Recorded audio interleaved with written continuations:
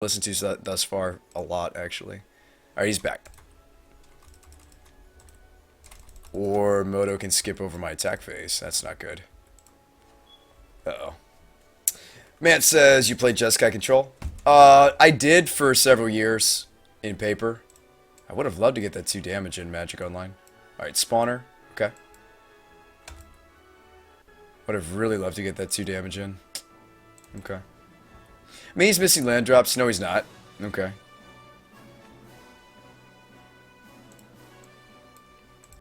I would have liked the 2 damage. That's the whole reason I went for the Snapcaster play.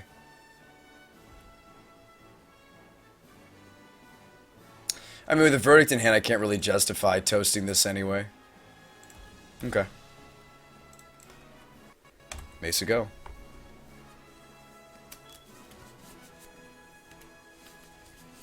Here's the thing. I could swing in with a Snappy and just be like, I forgot to attack. He blocks with the Scion. He swings in with the Spawner. If he draws land, he swings in with the Smasher.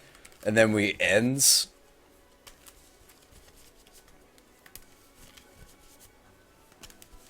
That might be fine. I did mean to attack, though, for sure. I did.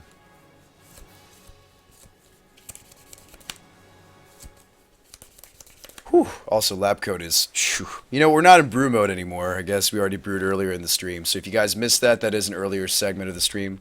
Let's just jam in. He's going to trade the Snapcaster with the Scion, likely. He decides not to. Okay. Whew. It's hot in this room. It's probably the lights. Stirring's looking for a land. Try to hit the Smasher. If he hits, yep, there it is. There's the temple. So now I can't justify an odds. I can't. I think we just take the hit and then we just Verdict. It's the best thing I can think of.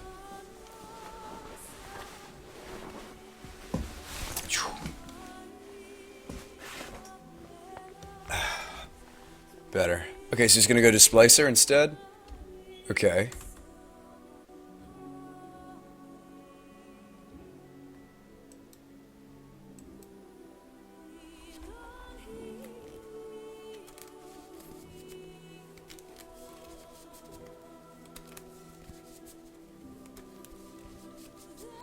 You guys are going all into this, aren't you?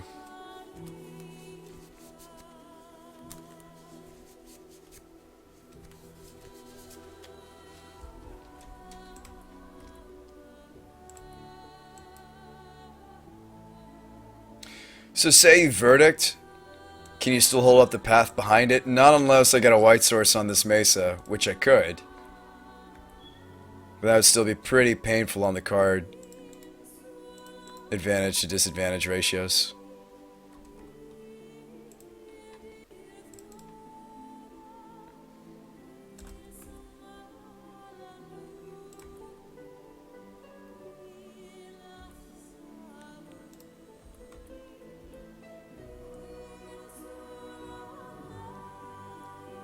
He does go for the block. I mean, we're sweeping anyway. Wasn't that the plan? It only gets harder for us to remove creatures after this. It really does.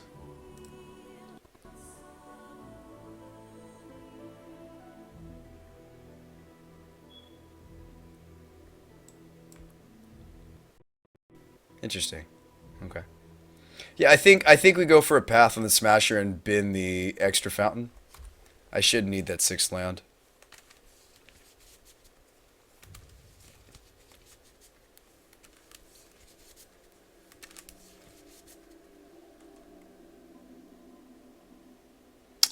Juice says he likely has a Warpy Wheel. I think so too.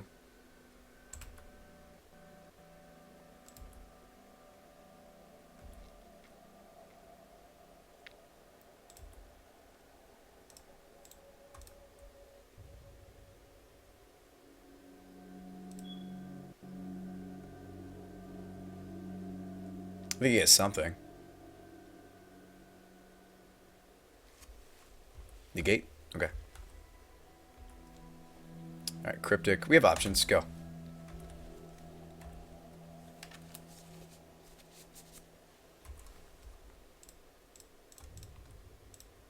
I mean, ideally we set this up to be a 2-for-1, if we can.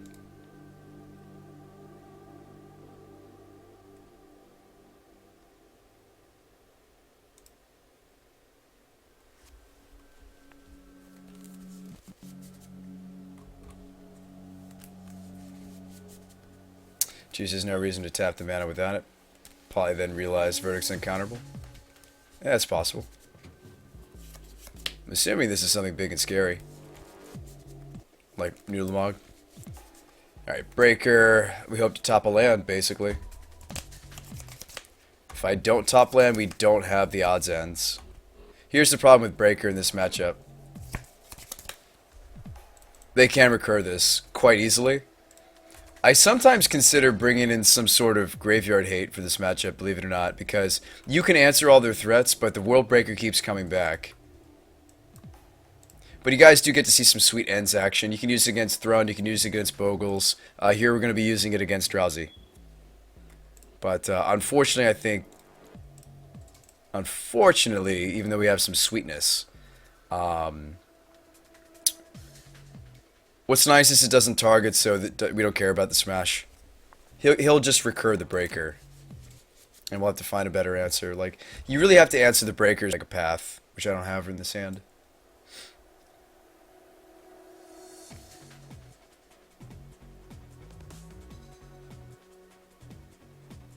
This is probably a Drowner Folk. Yep. I mean, when I played this matchup at the GP, well, this isn't the same deck as what I took to the GP, because when I played this at the GP, I remember blowing up this guy's lands when I played against the Drowsy deck. So, yeah, I mean, without being able to do this on Magic Online, we really shouldn't be messing around with this archetype. Not that it's just a much, not that it's like a shadow of itself, but it is significantly weaker. It is.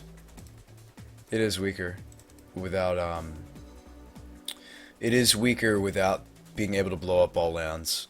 I'll talk to the orcs.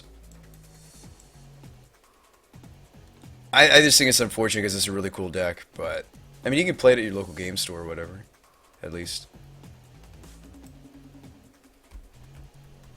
I just wish that like the interactions on Magic Online all worked properly, but that's asking a little too much from Wizards, probably. That's like the one thing we talk about the most, though, when I play this deck, is we just can't play this on Magic Online, which makes me sad.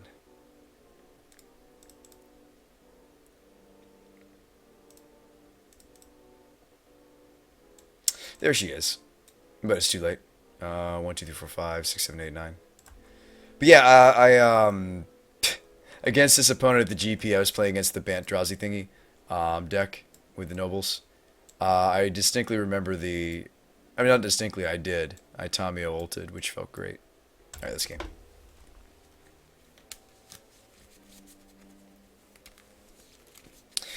Primiger says, wait, does Boom Bust not work on Moto, but Beck does? That makes no sense. Correct. That's what I'm saying. This works. The fuse spells work fine. The split cards do not. They don't. Yeah, so like the matchups like Drowsy or Tron, we're going to have a lot more trouble against. Whereas the deck I took to the GP, I wouldn't say something so arrogant as if they carved through as if this list carved through butter. But Tutorable Land Destruction is good in the matchup. It lets you win, steal a lot of game ones that you wouldn't normally. There were some Bogle players at the tournament, so I was able to... I actually never faced any of them, but if I had, this would have been what I was hedging for. Would have been trying to set this one up. But thankfully I didn't have to play them. I did play some Tron. For the most part, I was able to, except for one of the Tron players, but he was on Tron Drowsy, I was able to cobble together the Boom Bust. Salty salmons. They do need to fix it. They do. What was my record? We went... It was either an 8-3-2 or a 7-3-3. And I don't remember. I'd have to check Star City. We had to get out of there. I actually gave the last match to a guy named Jack. He was a pretty cool guy. I asked him because one of my people that I rode there with said, hey, we got to go.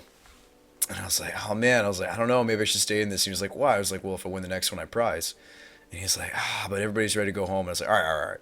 So I talked to Jack and I said, you know what, man? And you guys can hear this on the debrief. I spoke briefly about this, but I said, do you think you can prize this? And he said, yeah. And I was like, all right, I'll give you the match. And I signed the match slip in his favor, even though I won. He was playing Zoo. He was playing just like Naya Zoo. But yeah, this is what I took to the GP. This is card for card what I took to the GP right here in front of your eyes. It played really well. I only lost 3 matches. I did tie an Affinity player. That was weird. You wouldn't think that you can tie against Affinity. He was a little bit slow for Affinity. He also didn't know what Supreme Verdict says, so that was a little weird. And then I also tied to a really interesting take on Kiki Court. It wasn't really much like Jeff Hoogland's. It was pretty original. We also tied. Those are the 2 ties I remember. Primer says, don't admit. What do you mean collusion? I scooped. It was my decision to scoop Primoger. Him saying that he thinks he could prize had no influence over whether or not I chose to concede the match Primo. So, I mean, I wanted to know. I wanted to know if he wanted to stick around and finish it. Otherwise, I would have tried to leave the tournament with a better record. But yeah, he was going to keep playing. Yep, he didn't win anything from conceding there.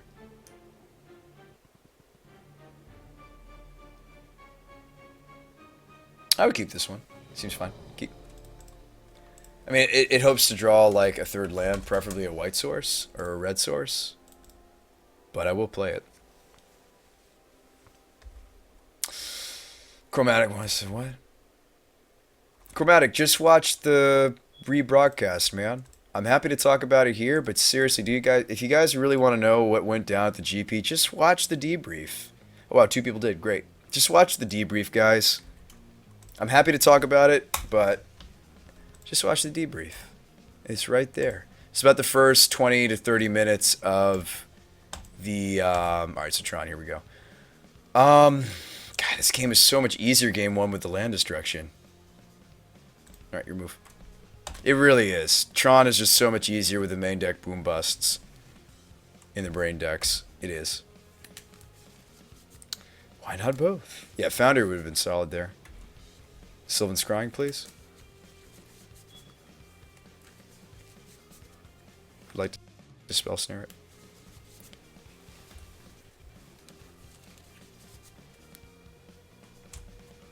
The main deck relic.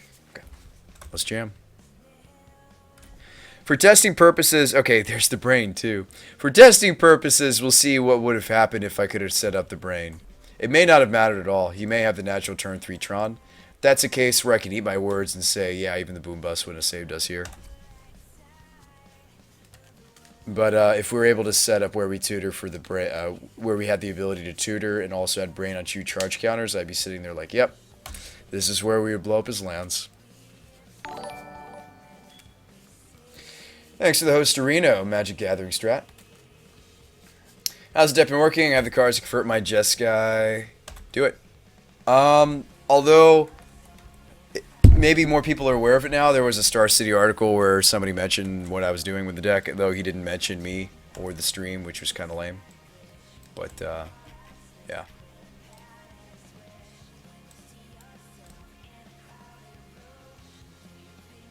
Yeah. Basically, it might be more known now, I guess. Alright, Stone. Okay. He has the natural Tron. Gross. Yeah, like here, if he has like a Planeswalker or something, like we wouldn't have even had it. The muddle. But yeah, the deck's been great, Cane Slants, and it's not all that expensive for you to get into the pieces if you want to mess around with it. I'm not a huge fan of the Jeskai Nahiri, although I would on the sideboard. Actually, in the future, I'm going to cut this. On Magic Online, because you can't... If you're trying to play this on Magic Online, don't, Cane Slants, because they haven't fixed Boom Bust yet with Brain, or any split cards for that matter. Fuse works fine with Brain, but the split cards like Boom Bust or Odds, they don't work properly yet. But do it in paper. It's fine in paper. Just make sure you know how to explain it to